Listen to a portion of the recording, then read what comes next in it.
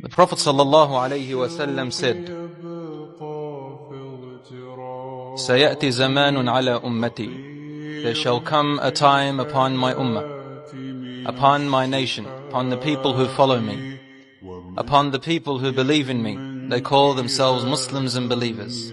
My ummah, when their prayers are not prayed correctly, and when high buildings spread in every place, when people swear in the name of Allah a lot about everything without fulfilling their oath, people curse each other a lot,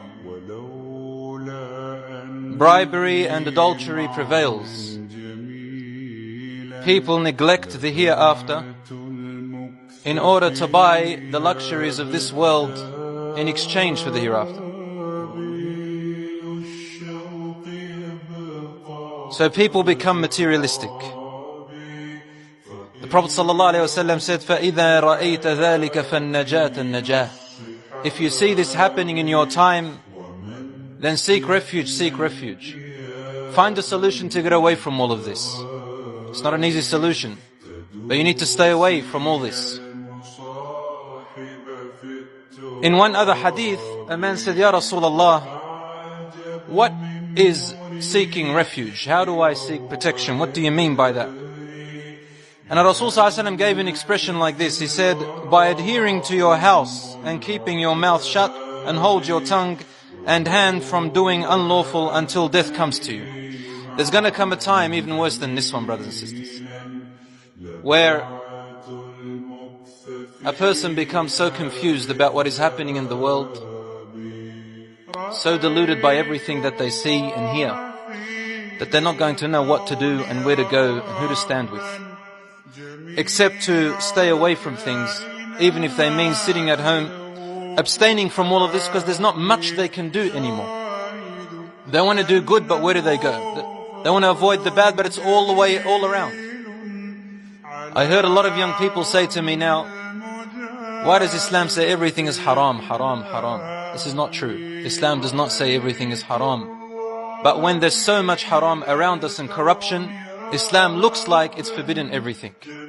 But because we live in a time where the Prophet ﷺ told us that sins will be taken lightly and that modesty will be very invaluable, which leads us to that human life becomes invaluable. Human life becomes invaluable.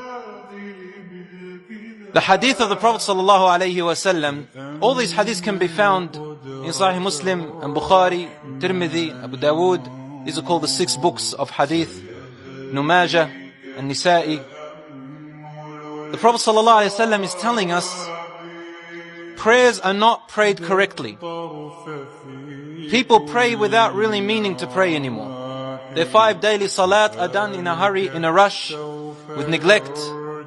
No importance is taken to them. If money comes in the way, the prayer is lost. The prayer is delayed.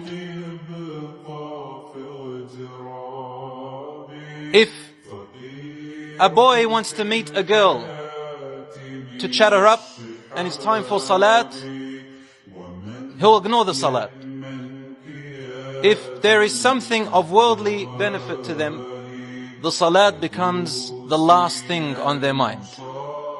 One brother said to me once, brother, I don't pray Jumu'ah because I work. I said, have you tried to seek time off? He said, no, because Islam says to me that I have to look after my family.